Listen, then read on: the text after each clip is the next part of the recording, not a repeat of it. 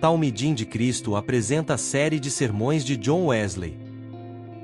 Sermão 6: A Justiça da Fé. Moisés escreveu que o homem que pratica a justiça que vem da lei, viverá por ela. Mas a justiça que vem da fé, diz assim: não digas no teu coração, quem subirá ao céu, isto é, para trazer do alto a Cristo. Ou, quem descerá ao abismo, isto é, para fazer subir a Cristo dentre os mortos. Mas que diz: a palavra está perto de ti, na tua boca e no teu coração, isto é, a palavra da fé, que pregamos. Romanos 10, versículos 5 a 8. O apóstolo não contrapõe o concerto feito por intermédio de Moisés à aliança feita por Cristo. Se imaginávamos isto, era por falta de observar que tanto a primeira como a última parte dessas palavras foram anunciadas pelo próprio Moisés ao povo de Israel, e dizem respeito ao pacto que já então vigorava. Mas foi o pacto da graça que Deus, através de Cristo, estabelecera com os homens em todas as idades, antes e debaixo da dispensação judaica. Como desde que Deus se manifestou em carne, que São Paulo aqui contrapôs ao pacto das obras, feito com Adão no paraíso, mas comumente tido na conta de único pacto feito por Deus com os homens, principalmente pelos judeus, acerca dos quais escreve o apóstolo. Desses é que o escritor tão afetuosamente falava no começo deste capítulo. O desejo de meu coração e a oração a Deus por Israel é no sentido de que eles sejam salvos.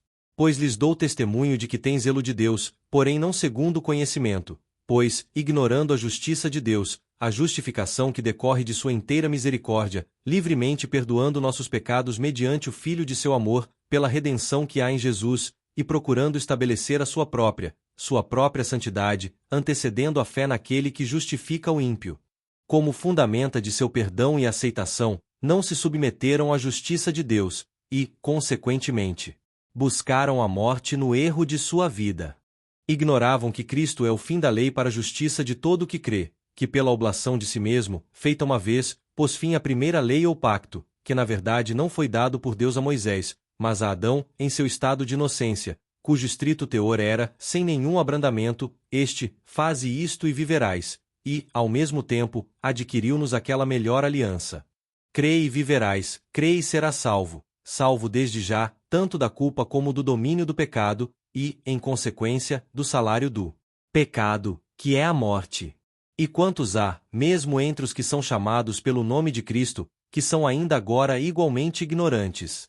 Quantos que têm zelo de Deus, mas não segundo o conhecimento, estão procurando ainda estabelecer sua própria justiça, como base de seu perdão e aceitação, e por isso veementemente se negam a submeter-se à justiça de Deus. Certamente que o desejo de meu coração e a oração que faço a Deus por vós, é no sentido de que sejais salvos. Para remover de vosso caminho esse grande tropeço, empreendo mostrar, primeiro, qual é a justiça que é da lei e qual a justiça que é da fé. Segundo, a loucura de confiar na justiça da lei e a sabedoria que há no submeter-se à justiça que é da fé. Primeiro, a justiça que é da lei diz: o que fizer estas coisas viverá por elas. Constante e perfeitamente observa todas as coisas para fazê-las, e então viverás para sempre. Esta lei ou pacto, usualmente chamado pacto das obras, dado por Deus ao homem no paraíso, requeria uma obediência perfeita em todas as suas partes, uma obediência completa, não faltando em coisa alguma, como condição de sua eterna perseverança na santidade e felicidade, destino para que fora criado. O pacto requeria que o homem cumprisse toda a justiça, interior e exterior, negativa e positiva, que o homem não só se abstivesse de toda palavra ociosa e evitasse toda obra má, mas que guardasse toda afeição, todo desejo, todo pensamento, na obediência à vontade de Deus, que se conservasse santo como é santo aquele que o criou, tanto no coração como em toda maneira de conversação, que fosse puro de coração como Deus é puro, perfeito como seu Pai Celestial é perfeito, que amasse ao Senhor, seu Deus de todo o seu coração, de toda a sua alma, de toda a sua mente e de todas as suas forças, que ele amasse a toda a alma que Deus fez, como mesmo Deus o amou, que, pela benevolência integral, estivesse em Deus, que é amor, e Deus nele, que servisse ao Senhor seu Deus de todas as suas forças, e em todas as coisas unicamente ambicionasse a glória que dele vem. Essas eram as coisas que a justiça da lei requeria, para que por elas pudesse viver o que as cumprisse. Mas a lei ainda exigia que essa obediência a Deus, essa santidade interior e exterior, essa conformidade do coração e da vida à sua vontade, fossem em grau perfeito. Nenhum abrandamento, nenhuma indulgência poderia ocorrer, de modo a determinar qualquer redução na intensidade da obediência, fosse no tocante a um tio ou iota, fosse na prática interior ou exterior da lei. Se cada mandamento relativo às coisas externas fosse obedecido, ainda isto não era bastante, a não ser que nessa obediência se empenassem todas as forças, preenchendo-a ao homem na medida mais elevada e cumprindo-a da maneira mais perfeita. O amar a Deus com todos os poderes e faculdades ainda não corresponderia à exigência do pacto, a menos que Deus fosse amado com a plena capacidade de cada faculdade, com todas as reais capacidades da alma. Ainda uma coisa requeria indispensavelmente a justiça da lei, exigia que essa obediência universal, essa perfeita santidade, tanto de coração como de vida, fosse também absolutamente ininterrupta, corresse sem a mínima intermitência, desde o momento em que Deus criou o homem e infundiu em suas narinas o sopro da vida, até o dia em que terminasse sua carreira probatória e fosse confirmado na vida eterna. A justiça que é da lei fala, pois, deste modo, tu, ó homem de Deus, permanece em amor, a imagem de Deus segundo a qual foste feito. Se queres viver, guarda os mandamentos, que estão agora escritos em teu coração. Ama o Senhor teu Deus de todo o teu coração. Ama, como a ti mesmo, a toda a alma que Ele fez. Nada desejes senão a Deus. Tenha Deus em mira através de todo pensamento, palavra e obra. Não te desvieis, no movimento insensato de corpo ou de alma, daquele que é teu alvo e o prêmio de tua alta vocação. E tudo quanto há em ti louve seu santo nome, nisto empenhando todo o poder e faculdade de tua alma, em todo gênero, na mais elevada medida e em todos os momentos de tua existência. Faze isto e viverás. Brilhe tua luz, flameje teu amor, mais e mais, até que sejas recebido nos céus, na casa de Deus, para reinar com Ele pelos séculos dos séculos. Mas a justiça que é da fé fala deste modo: não digas em teu coração, quem subirá ao céu? Isto é, para trazer de cima Cristo, como se houver alguma tarefa impossível que Deus requeresse previamente de ti, para tua aceitação. Ou, quem descerá ao abismo? Isto é, poderá trazer a Cristo dentre os mortos, como se ainda houver alguma coisa a ser feita, em virtude da qual pudesse ser aceito. Mas que diz ele? A palavra, de acordo com cujo teor pode ser agora aceita na qualidade de herdeiro da vida eterna, está perto de ti, na tua boca e no teu coração. Está é a palavra da fé, que nós pregamos, o novo pacto que Deus agora estabeleceu com o homem pecador, através de Cristo Jesus.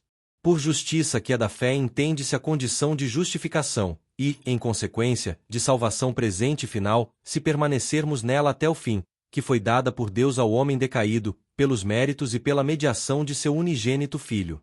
Isto foi em parte revelado a Adão, logo depois de sua queda estando contido na promessa original, a ele feita, assim como a sua descendência, no tocante à semente da mulher, que devia esmagar a cabeça da serpente. GN 3:15. Foi um pouco mais claramente revelado a Abraão pelo anjo de Deus, quando disse: por mim mesmo jurei, diz o Senhor, que em tua descendência serão abençoadas todas as nações da terra. GN 12:16-18.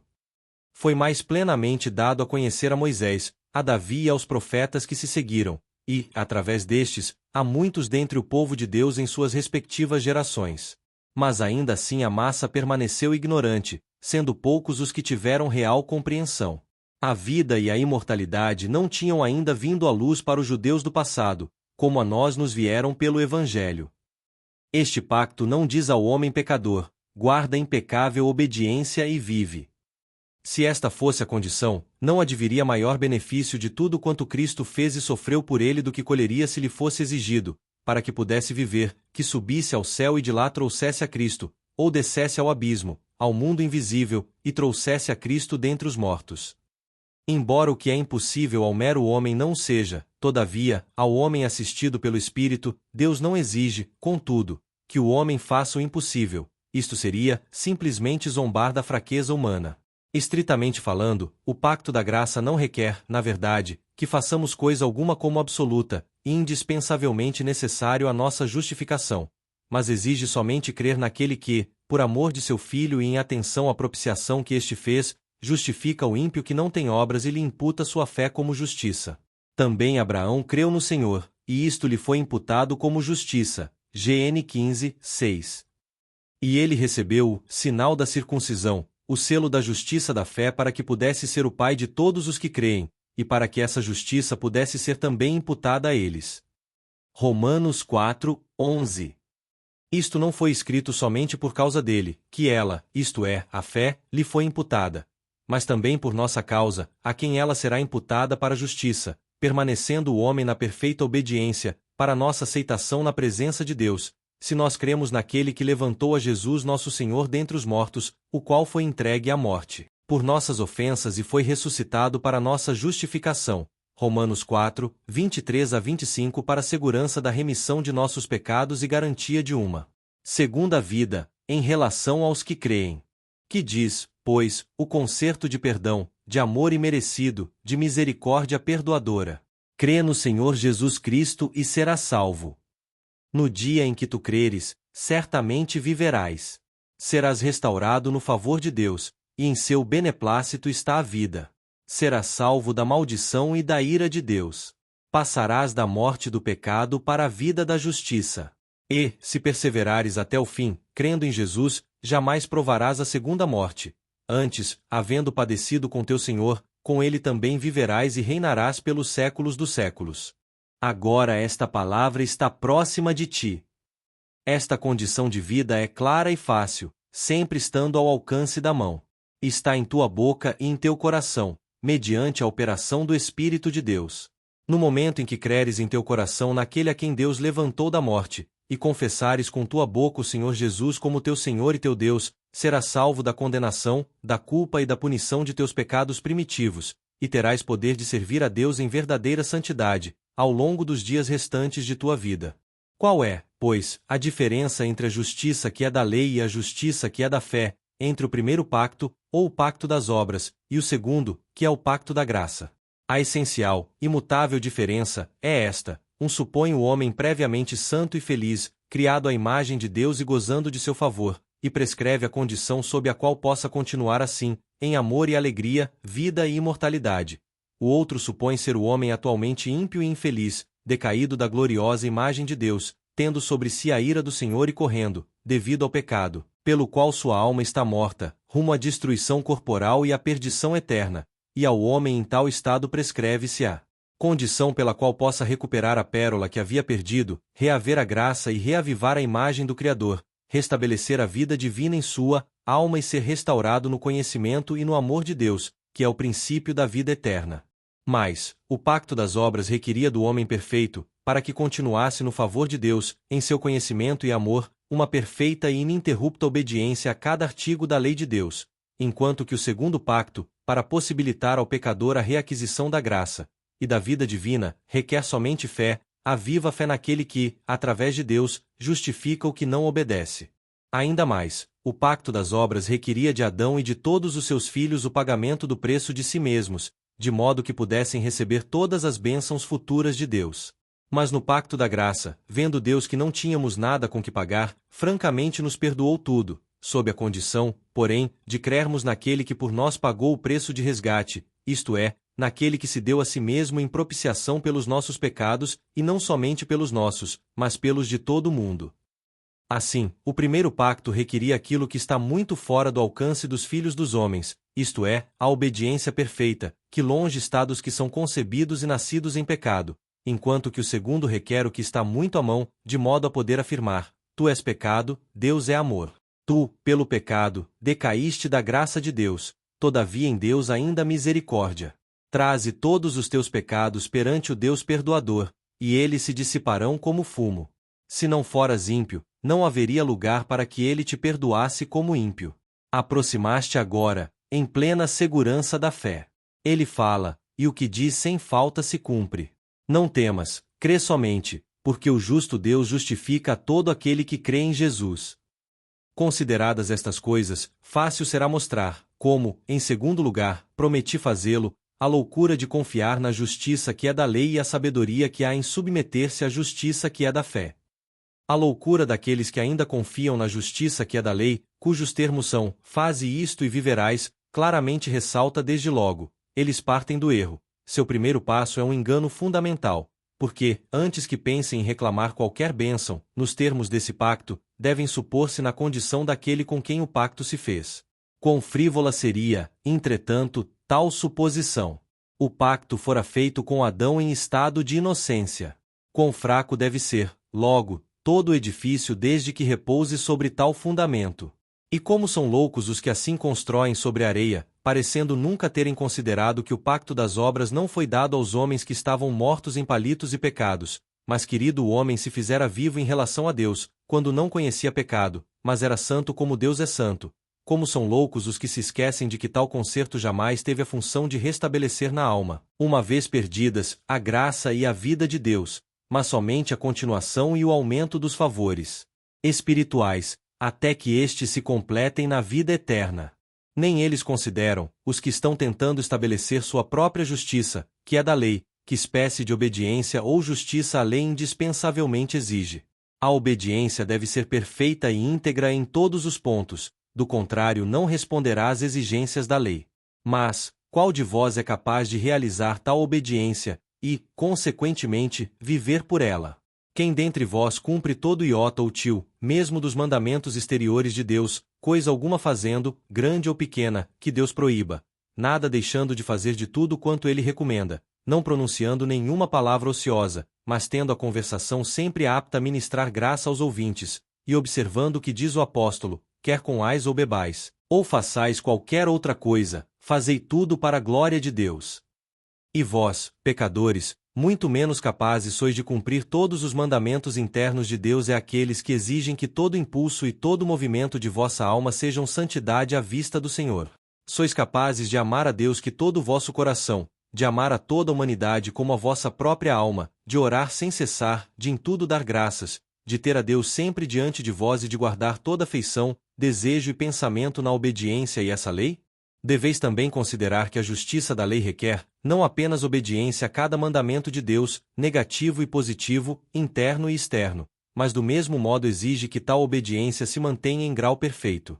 Em cada caso a voz da lei é esta: servirás ao Senhor teu Deus de toda a tua força, não concede redução de espécie alguma, não excusa nenhum defeito, condena qualquer discrepância verificada na inteira medida da obediência e imediatamente pronuncia maldição contra o transgressor.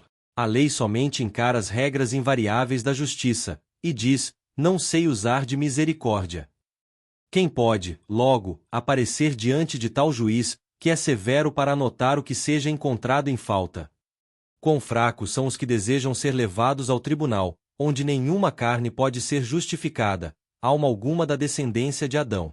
Porque, suponhamos que no presente guardemos, de todas as nossas forças, todos os mandamentos, eis que sobrevém uma transgressão mínima, e toda nossa aspiração à vida será no mesmo instante irremediavelmente destruída.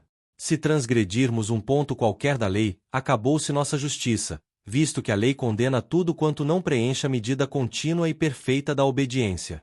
Assim, de acordo com a sentença da lei, para o que tenha pecado uma vez, de qualquer modo, permanece apenas uma tremenda expectação de ardente ira, que devorará os adversários de Deus.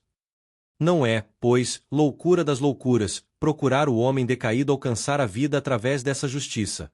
O homem, que foi concebido em iniquidade e em pecado concebeu sua mãe. O homem, que é, por natureza, inteiramente terreno, sensual e diabólico, a par de corrupto e abominável, em quem, até que encontre a graça, não habita nenhum bem.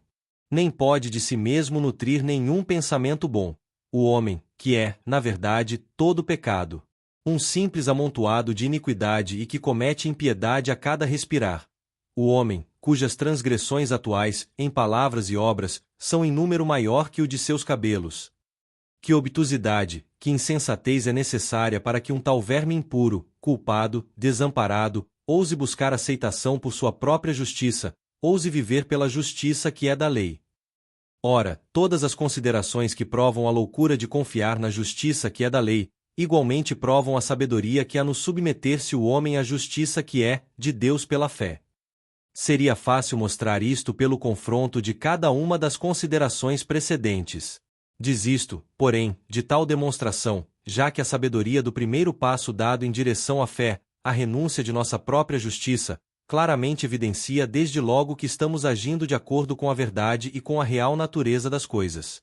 Que está mais de acordo com a verdade do que reconhecermos em nosso coração e declararmos pelos nossos lábios o estado verdadeiro em que nos encontramos. Reconhecermos que conosco trazemos para o mundo umas naturezas corruptas, pecaminosas. Mais corrupta, na verdade, do que poderíamos à primeira vista conceber ou encontrar palavras que o traduzissem.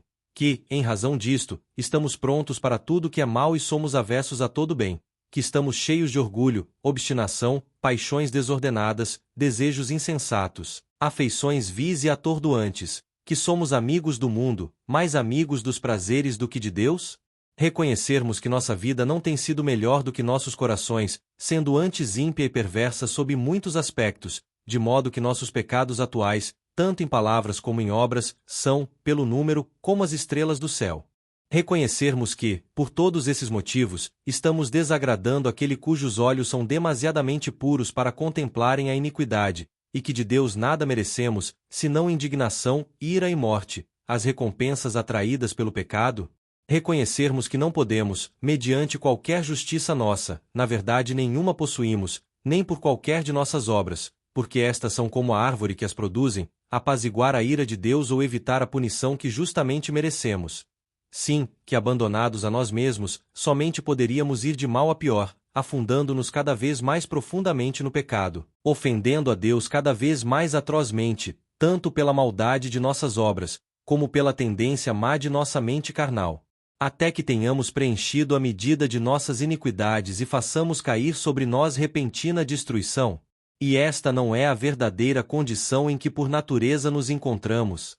Reconhecê-lo, pois, tanto de coração como por palavras, isto é, renunciar à nossa própria justiça, a justiça que é da lei, é proceder de acordo com a natureza das coisas e, consequentemente, é gesto de verdadeira sabedoria. A sabedoria de submeter-se à justiça da fé transparece, ainda, desta consideração, o ser ela a justiça de Deus. Quero dizer, ela é o método de reconciliação com Deus, escolhido e estabelecido por Ele próprio, não apenas como Deus de sabedoria, mas como soberano Senhor dos céus e da terra e de todas as criaturas. Não é razoável que o homem pergunte a Deus: que fazes tu? Pois que ninguém, a não ser que seja inteiramente desprovido de senso, contenderá com o que é mais poderoso, com aquele cujo reino abrange tudo. Ao contrário, constitui verdadeira sabedoria, é sinal de segura compreensão, o aceitar as coisas que Deus escolheu, dizendo a propósito disto como de quaisquer outras coisas: Ele é o Senhor, faça o que bem lhe parecer. Pode-se considerar, ainda, que é de graça espontânea, de imerecida misericórdia, que Deus outorga ao pecador o roteiro da reconciliação consigo mesmo, para que não sejamos desligados de sua mão e inteiramente riscados de sua memória. Por isso, qualquer que tenha sido o método que Deus, por sua terna misericórdia e imerecida bondade, tenha se dignado apontar, no intuito de que achem graça à sua vista os seus inimigos, os que tão insensatamente se rebelaram contra ele, mantendo-se em longa e obstinada oposição ao Criador. Qualquer que tenha sido esse método, é, indubitavelmente, sábio aceitá-lo com toda reverência. Mencionaremos ainda uma consideração. É sabedoria ambicionar os melhores fins através dos meios melhores. Ora, o melhor fim a que pode almejar a criatura é a felicidade em Deus. O melhor fim a que pode aspirar a criatura decaída é recuperar a graça e a semelhança de Deus. Mas o meio melhor e, na verdade, único, que abaixo dos céus foi dado ao homem, pelo qual ele pode reconquistar o favor de Deus, que é mais excelente do que a própria vida, ou a semelhança de Deus, que é a verdadeira vida da alma, é a sujeição à justiça que é da fé, a fé no unigênito Filho de Deus. Tu, quem quer que sejas, que tens o desejo de ser perdoado e restaurado no favor de Deus, não digas em teu coração: devo fazer primeiro isto, devo primeiro dominar todo o pecado, devo eliminar toda palavra e obra má e fazer todo o bem a todos os homens, ou, devo ir primeiro à igreja, receber a ceia do Senhor, ouvir mais sermões e fazer mais orações. Ai, meu irmão! Tu estás perfeitamente transviado da justa vereda. Tu és ainda ignorante da justiça de Deus e estás procurando estabelecer tua própria justiça como base de tua reconciliação. Não sabes que coisa alguma podes fazer, se não pecar, até que te reconcilies com Deus. Como, então, dizes: devo fazer isto ou aquilo primeiro e depois crerei? Nada faças, se não crer primeiro. Crer no Senhor Jesus Cristo, a propiciação pelos teus pecados. Lança primeiro este bom fundamento e depois farás maravilhosamente todas as outras coisas. Nem digas em teu coração: não posso ainda ser aceito, porque não sou ainda bastante bom. Quem jamais houve que fosse bastante bom para merecer aceitação por parte de Deus? Houve jamais dentre os filhos de Adão algum suficientemente bom para merecer isto? Haverá, porventura, ainda algum, até a consumação de todas as coisas? Quanto a ti, não és bom de forma alguma, em ti não há nada de bom. E nunca o serás, até que creias em Jesus. Ao contrário, serás cada vez pior. Mas há necessidade de seres pior para que sejas aceito? Já não és suficientemente mau? Na verdade tu és, Deus o sabe. Tu não podes negá-lo. Então, não te demores. Todas as coisas já estão dispostas. Levanta-te e lava-te de teus pecados. A fonte está jorrando. Agora é o tempo de te branqueares no sangue do Cordeiro. Agora serás purificado como com hisopo e serás limpo. Ele te lavará e serás mais puro do que a neve. Não digas, não estou bastante contrito, não tenho sentimento bastante forte de meus pecados. Eu sei, provera Deus fosses mais sensível aos pecados, 1000 vezes mais contrito do que és. Mas não te detenha aí. Pode ser que Deus te coloque em tal estado de sentimento e contrição, não antes que creias, mas pelo teu próprio ato de crer. Pode ser que não tenhas de chorar longamente até que muito ames porque muito tenha sido perdoado. Até que isto se dê, olha para Jesus. Vê como Ele te ama. Que podia fazer mais por ti, além do que já fez. Ó Cordeiro de Deus! Houve jamais sofrer, houve jamais amor semelhante ao teu. Olha fixamente para Ele, até que Ele olhe para ti e quebre teu duro coração. Então tuas faces serão águas e teus olhos fonte de lágrimas.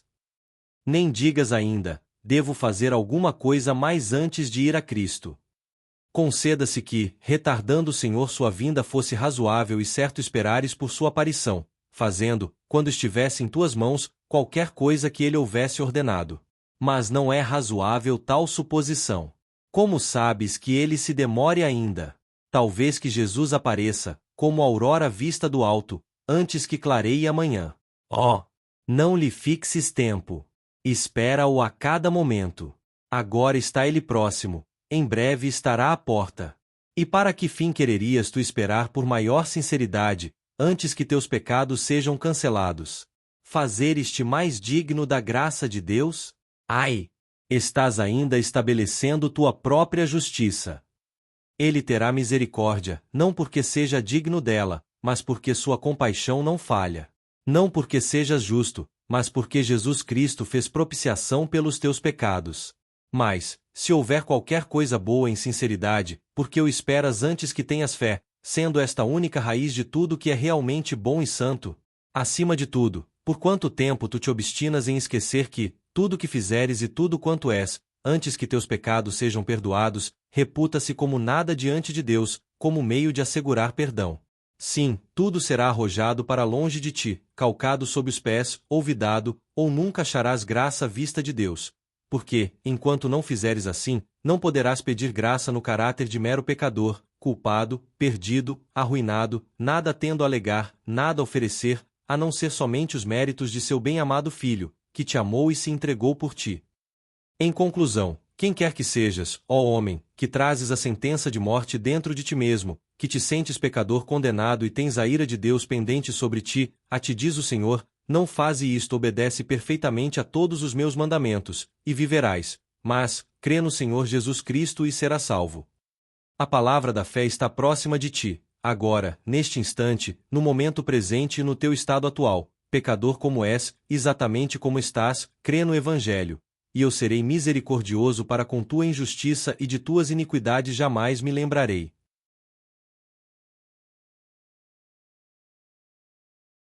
Talmidim de Cristo apresentou o sermão de John Wesley.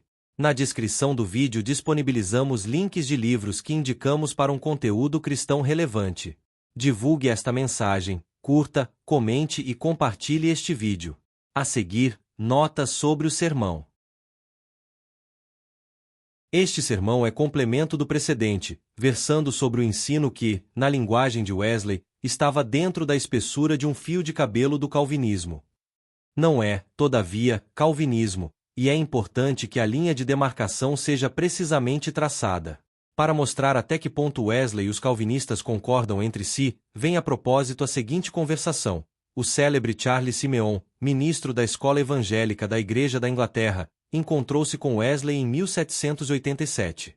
Simeon estava com 28 anos e Wesley com 84. Senhor, disse o jovem Simeon, ouço dizer que sois arminiano. Por minha parte, algumas vezes me chamam calvinista, e, assim sendo, devemos, penso, empunhar as adagas. Mas, antes que eu comece o duelo, farei, com vossa permissão, algumas perguntas, não por impertinente curiosidade, mas para minha real instrução. Credes, Senhor, que sois uma criatura depravada, tão depravada que nunca teríeis pensado em voltar-vos para Deus, se o mesmo Deus não houvesse posto tal desejo em vosso coração? Sim, respondeu o ancião, creio de fato. E desesperais inteiramente de recomendar-vos a Deus por qualquer coisa que possais fazer, esperando a salvação exclusivamente do sangue e da justiça de Cristo? Sim, exclusivamente através de Cristo. Mas, Senhor, supondo que inicialmente fosseis salvo por Cristo, a seguir não sois salvos, de uma maneira ou de outra, pelas boas obras. Não, preciso ser salvo por Cristo do começo ao fim. Confessais, então, que primeiro fostes despertado pela graça de Deus. Não sois agora, de um modo ou de outro, guardado pelo vosso próprio poder? Não. Então, deveis ser sustentados a cada hora e a cada momento por Deus, tanto como a criancinha nos braços de sua mãe. Perfeitamente. Toda a vossa esperança está posta na graça e misericórdia de Deus, para vos preservar no seu reino celestial? Sim, não tenho esperança senão nele. Então, Senhor, como vossa licença, vou embainhar minha adaga, porque todo o meu calvinismo é isto. Aí está minha eleição, minha justificação, minha perseverança final. Aí está em substância, tudo que eu creio e do modo como creio. E, assim, em lugar de buscarmos termos e frases que sirvam de fundamento a contendas entre nós, unamo-nos, por favor, nestas coisas em que estamos de acordo. Esta é excelente, se passarmos por alto sobre a vaidade que impelia o jovem de 28 anos a catequizar de tal modo o velho de 84 anos. Mas o pensamento aí expresso é importante. Mostra que Simeon conhecia pouco ou nada dos escritos de Armínios. Porque tudo quanto nessa conversação se chama calvinismo, já era ensinado nos escritos de Armínios, e ensinado mais clara e coerentemente do que nas obras de Calvino. Onde está, logo, a diferença entre os dois sistemas? Nisto, principalmente, enquanto a graça habilitadoras ou preventivas, que toma possível que Wesley creia e veja-se a si próprio como pecador, é dada a todos os homens que ouvem o Evangelho. Segundo Armínios, é dada somente aos eleitos, minha opinião de Calvino. Deste modo acontecendo, segundo Armínios, que uns creiam e outros não, a salvação dos que creem é exclusivamente de graça, enquanto que a exclusão dos impenitentes se deve somente à incredulidade. Segundo o sistema arminiano, Deus é glorificado na salvação dos que creem, e o pecador somente pode ser censurado pela sua obstinação em não crer. De outro lado, o calvinismo faz da eleição de uns poucos e da rejeição de muitos obra exclusiva de Deus.